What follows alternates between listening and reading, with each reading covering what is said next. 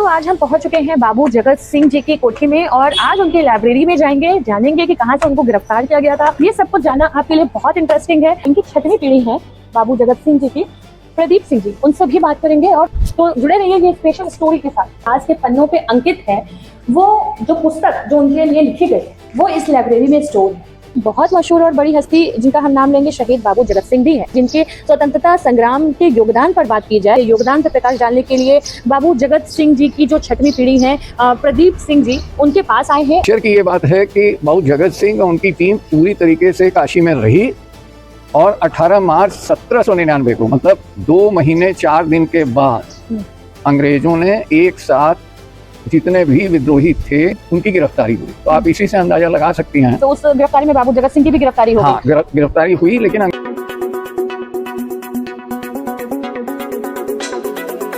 विश्व प्रसिद्ध धार्मिक और ऐतिहासिक स्थल सारनाथ को लेकर इतिहास में बड़ा बदलाव सामने आया है। अब जहां इसकी खोज का श्रेय अंग्रेज अधिकारियों को दिया जाता था, वहीं अब भारतीय पुरातत्व सर्वेक्षण यानी भारतीय पुरातत्व सर्वेक्षण ने आधिकारिक रूप से बाबू जगत सिंह की भूमिका को मान्यता दे दी है। बताया जा रहा है कि सबसे पहले बाबू जगत सिंह द्वारा कराए गए उत्खनन से ही सारनाथ के प्राचीन अवशेषों का महत्व सामने आया था। इसी आधार पर अब परिसर में लगे शिलापट को भी संशोधित कर दिया गया है। इस पूरे मामले पर बाबू जगत सिंह के वंशज प्रदीप नारायण सिंह ने एक्सक्लूसिव बातचीत में बड़ा खुलासा किया। उन्होंने कहा कि वर्षों से उनके पूर्वजों के योगदान को दबाया गया, लेकिन प्रमाणों के आधार पर सच्चाई सामने आ चुकी है। प्रदीप नारायण सिंह ने यह भी आरोप लगाया कि अंग्रेजों के विरोध के कारण बाबू जगत सिंह को इतिहास में वो स्थान नहीं दिया गया जिसके वे हकदार थे। फिलहाल एएसआई की इस पहल के बाद सारनाथ की खोज की कहानी पूरी तरह बदलती नजर आ रही है। देखिए ये स्पेशल पॉडकास्ट खुशरंग हिना के साथ। तो आज हम पहुंच चुके हैं बाबू जगत सिंह जी की कोठी में और आज उनकी लाइब्रेरी में जाएंगे, जानेंगे कि कहां से उनको गिरफ्तार किया गया था, क्या कुछ उनका इतिहास रहा है। ये सब कुछ जानना आपके लिए बहुत इंटरेस्टिंग है। तो ये जो कोठी है ये वाराणसी के जगतगंज प्रदीप होटल के जस्ट पीछे ही है। और इस कोठी का अगर आप देखिए तो यहाँ पर ये गार्डन है। कोठी में हम पहुंच चुके हैं। ये देखिए अलग अलग तरीके से ये दरवाजे हैं और अब हम इसमें अंदर जाएंगे और देखेंगे क्या अवशेष है, क्या कुछ है, इतिहास क्या है। और जो इनकी 6वीं पीढ़ी है बाबू जगत सिंह जी की, प्रदीप सिंह जी, उनसे भी बात करेंगे और उनसे भी बात करने के बाद सारे तथ्यों को जानेंगे। तो जुड़े रहिए ये स्पेशल स्टोरी के साथ। बाबू जगत सिंह जी से जुड़ी हुई कई सारी जो इतिहास के पन्नों पे अंकित है, वो जो पुस्तक जो उनके लिए लिखी गई वो इस लाइब्रेरी में स्टोर है। आप देख सकते हैं ये लाइब्रेरी है जहाँ पर अनेक पुस्तक जो है वो यहाँ है इस लाइब्रेरी में, जो कि इतिहास के पन्नों में दर्ज है। ये वो हॉल है जो बाबू जगत सिंह का एक इस कोठी का बड़ा हॉल है, जहाँ पर जो भी पॉलिटिकल्स लोग आते थे, जो भी उनके मिलने जुलने वाले लोग आते थे, इसी हॉल में उनकी मीटिंग हुआ करती थी। हॉल से निकलते ही आप देख सकते हैं ये चेयर्स, ये पुराने ज़माने में जिस तरीके से चेयर्स चलती थी, देखिए वैसे ही ये पूरी तरीके से सिटिंग अरेंजमेंट किया गया है। वहीं यहाँ की जो आर्किटेक्चर्स देख सकते हैं, डिज़ाइंस देखिए आप कि किस तरीके से पुराने ज़माने के जो दरवाजे थे, जो अलग अलग तरीके की दीवारें हैं, आप आराम से जो है जब भी कोई आता था तो यहाँ बरामदे पर से ही देख सकते थे। और नीचे का ये जो नज़ारा है ये बहुत ही आकर्षक है, इसको आप देख सकते हैं। ये जो कोठी है बाबू जगत सिंह जी की कोठी है और ये कोठी पूरी तरीके से पुराने इतिहास की झलकियाँ इसमें देखने को मिलती हैं। आज हमारी मौजूदगी वाराणसी के शहीद बाबू जगत सिंह की कोठी में है और यहाँ पर मौजूदगी का सबसे बड़ा कारण ये है कि हम इतिहास के उन पन्नों को खंगालेंगे जो कहीं ना कहीं लुप्त होते जा रहे हैं और उनमें कुछ मिथ हैं जिनको दूर करना बहुत ज़्यादा आवश्यक है। तो देखिए वैसे तो काशी में कई सारी ऐसी महान हस्तियां हैं जिनके बारे में आप सब जानते हैं। उनमें से एक बहुत मशहूर और बड़ी हस्ती जिनका हम नाम लेंगे शहीद बाबू जगत सिंह भी है, जिनकी कोठी पर अगर सिर्फ बात की जाए, जिनकी जीवनी पे बात की जाए, जिनके स्वतंत्रता संग्राम के योगदान पर बात की जाए तो भी वो चीज़ें खत्म या कम नहीं होंगी। तो आज हम उन्हीं की जीवनी पर प्रकाश डालने के लिए, उनके योगदान पर प्रकाश डालने के लिए बाबू जगत सिंह जी की जो 6वीं पीढ़ी है प्रदीप सिंह जी, उनके पास आए हैं और उनसे जानेंगे। और कई सारे जो इनके प्रयास से सारनाथ के शिलापट चेंज हुए और कई सारी चीज़ें ऐसी हैं जिनको लेकर के आज भी लोगों के दिलों में कंफ्यूजन है, उस पर भी हम प्रकाश डालेंगे। तो आज आप एंड तक ज़रूर बने रहिएगा। और एक चीज़ और आपको बता दूं कि आप सोच रहे होंगे कि आज ये एक्सक्लूसिव जो इंटरव्यू होने वाला है ये इतना दिलचस्प क्यों है। तो दिलचस्प इसलिए है क्योंकि भारत में और भारत में भी खासकर बनारस प्रधानमंत्री का संसदीय क्षेत्र है और प्रधानमंत्री ने खुद ये कहा है कि जो हस्तियां विलुप्त हो रही हैं, जो योगदान, जो स्वतंत्रता सेनानी के बारे में लोग नहीं जान रहे हैं, उनको ज़्यादा से ज़्यादा जानने का प्रयास करना चाहिए। तो इन सारी चीज़ों पर आज हमारी यही पहल है कि उनकी जीवनी को हम जानें, शहीद बाबू जगत सिंह की, और उस पर थोड़ा सा हम प्रकाश डालें। तो सबसे पहले आपसे तारुफ कराएंगे आज के जो हमारे मेहमान हैं जयदेश के प्रदीप सिंह जी। नमस्कार। सर, जैसा कि आपने बताया था पहले भी एक बार प्रेस कॉन्फ्रेंस करके कि किस तरह का बाबू जगत सिंह जी का योगदान रहा है भारत के स्वतंत्रता आंदोलन में, और आज सबसे पहले हम आपसे ये जानना चाहेंगे कि सबसे पहले जो शहीद बाबू जगत सिंह जी थे वो थे कौन? देखिए, वो काशी राजवंश के सदस्य थे। राजा चेत सिंह के चचेरे बड़े भाई थे। मनसाराम जी, जो राजा मनसाराम जी, उनके भतीजे हुए, और मनसाराम जी के जो भ्राता थे, नेक्स्ट भ्राता दशाराम जी की पौत्र थे। अच्छा। तो काशी राजवंश मनोरंजन सिंह से स्टार्ट हुआ। मनोरंजन सिंह के 4 सुपुत्र थे, राजा मनसाराम जी, दशाराम जी, दयाराम जी एंड मायाराम जी। तो दशाराम जी का जो पीढ़ी है वो जगतगंज है। अच्छा। तो जिस जगह पर अभी हम बैठे हैं ये बाबू जगत सिंह जी की कोठी है, यहीं रहा करते थे? जी, यहीं रहते थे। और आपको जान के आश्चर्य होगा कि 14 जनवरी 1799 को ये रक्त रंजित योजनाबद्ध सशस्त्र विद्रोह काशी में हुआ, जिसमें बहुत से अंग्रेज भी मारे गए, इधर के लोग भी मारे गए। वजीर अली भी उसमें थे, वजीर अली खान। लेकिन वजीर अली जी उसी दिन शाम को 4 बजते बजते काशी छोड़ के नेपाल की ओर निकल गए। आश्चर्य की ये बात है कि बाबू जगत सिंह और उनकी टीम पूरी तरीके से काशी में रही, और 18 मार्च 1799 को, मतलब 2 महीने 4 दिन के बाद, अंग्रेजों ने एक साथ जितने भी विद्रोही थे, जो सक्रिय रूप से योगदान जिनका था, उनकी गिरफ्तारी हुई। तो आप इसी से अंदाजा लगा सकती हैं। तो उस गिरफ्तारी में बाबू जगत सिंह की भी गिरफ्तारी हो गई? हाँ, गिरफ्तारी हुई, लेकिन अंग्रेजों को हिम्मत नहीं हो रही थी। 2 महीना उनको प्लान करने में लग गया कि हम जगत सिंह पर हाथ डालें कि न डालें। जगह जगह गोली मारी जा रही थी, तो जान रहे थे कि मुझे गिरफ्तार होना है, लेकिन उन्होंने कभी भी काशी नहीं छोड़ी। इतिहास के पन्नों में कई ऐसी भ्रांतियां हैं बाबू जगत सिंह जी को लेकर के, जो कि आप लगातार अपने संघर्षों से उन भ्रांतियों को दूर कर रहे हैं, उनके योगदान को उभारते चले आ रहे हैं। वो सारी चीजें क्या थी? देखिए, ऐसा है कि बाबू जगत सिंह एक तो काशी वंशावली के एक सदस्य थे जी, और संबंध बहुत अच्छे थे दोनों जगह से। लेकिन ये संबंध खराब हुए जब राजा चेत सिंह जी का पतन हुआ 1781 में, और अंग्रेजों ने महीप नारायण सिंह को वहाँ का राजा घोषित किया विरोध के उपरांत ही, क्योंकि महीप नारायण सिंह रामनगर के ब्लड नहीं थे। अच्छा। ये राम बलवंत सिंह के लड़की के लड़के थे। अच्छा। बलवंत सिंह के नाती थे। हाँ। और जैसा कि धर्मशास्त्रों में कहा गया है और मुस्लिम लॉ में भी, मेल मेंबर के रहते परिवार में कोई दूसरा फीमेल के यहाँ से एडॉप्शन नहीं हो सकता है। तो उस समय एक तो रामनगर, मान लीजिए राजा साहब लोग, भाई उनको घोषित किया गया। दूसरे, जगत सिंह जी बहुत ही विद्वान, पावरफुल थे और सर्वधर्म समभाव के प्रतीक थे। सभी धर्मों को समानता देते थे। तो इसलिए, और उनकी इतनी बड़ी विशेषता रही होगी, तभी तो उनसे जलते थे। क्योंकि ये भी था, कोई लोकप्रियता उतनी महीप नारायण सिंह जी की नहीं थी, क्योंकि ये तो पटना के नरहन स्टेट के थे, काशी राजवंश के थे नहीं। ये तो जहाँ उस समय भी ये दौर था कि एक राजा अगर बढ़िया विद्वान है तो दूसरे उनसे जलते हैं। ये तो हमेशा से होता आ रहा है, महाभारत काल से। तो ये कहाँ रुक सकता है? ये तो नहीं रुक सकता है। ये तो स्वाभाविक है। आपने जो शिलापट चेंज करवाया, उस सवाल पे हम आएंगे कि उसमें क्या गलत था और क्या सही कराया आप? देखिए, अब आप पुराना शिलापट धर्मराजिका का पिछले साल 10 जनवरी 2025 को चेंज हुआ, जिसमें लिखा हुआ था कि राजा चेत सिंह के दीवान जगत सिंह, जो कि गलत था। राजा चेत सिंह के दीवान शब्द का यूज हुआ था। दीवान शब्द का यूज हुआ था, जो कि गलत था। जगत सिंह जी कभी भी दीवान नहीं थे, वो तो परिवार के एक सदस्य थे, चेत सिंह के चचेरे भाई थे। तो ये चेंज हुआ। दूसरी चीज ये थी कि वहाँ लिखा हुआ था नैरेटिव। देखिए, ब्रिटिश जो अंग्रेजी सत्ता थी, वो एक नैरेटिव तय करती थी। वो ये तय करती थी कि एक दूसरे को लड़ाना। तो उन्होंने हर जगह ये नैरेटिव तय किया कि हिंदू सनातनी बुद्ध के विरोधी हैं। वोट डालो, शासन करो की नीति। हाँ, ये। और देखिए, मैं गर्व के साथ कह सकता हूँ, एक भारतीय होने के नाते, प्रधानमंत्री जी ने जो कहा था उसको हम लोगों की टीम ने और सब लोगों ने मिलकर प्रयास किया, और ईश्वर और पूर्वजों की कृपा से, मैं तो निमित्त मात्र हूँ, लेकिन परिश्रम की पराकाष्ठा किया और 7 साल लगा है इस रिसर्च 7 साल लगा आपको 7 एक ईयर्स शिला पर चेंज कराने में। 7 ईयर्स रिसर्च डॉक्यूमेंट इकट्ठा करना, ये कोई पॉलिटिकल चेंज नहीं है, ये एकेडमिक चेंज है। और एकेडमिक चेंज तभी होता है और स्वीकार होता है पूरे विश्व और देश में जब उसमें सच्चाई हो। कहीं से उस पर क्वेश्चन नहीं उठ सकता है, क्योंकि ये प्राथमिक स्रोतों से, जिसको प्राइमरी डॉक्यूमेंट कहते हैं, जिसको मैन्युस्क्रिप्ट कहते हैं, उनसे ये बातें प्रूफ नहीं है। और यही हिस्ट्री में लिखा भी जाएगा, अब बिल्कुल लिखा जाएगा। कई सारी जो किताबों में गलत अंकित किया गया है अब वो उसमें हटाना संशोधन होगा। अब देखिए, ये सारनाथ के विषय में राजा मोतीचंद जी काशी के बड़े इतिहासकार, मुरारी शरण अग्रवाल जी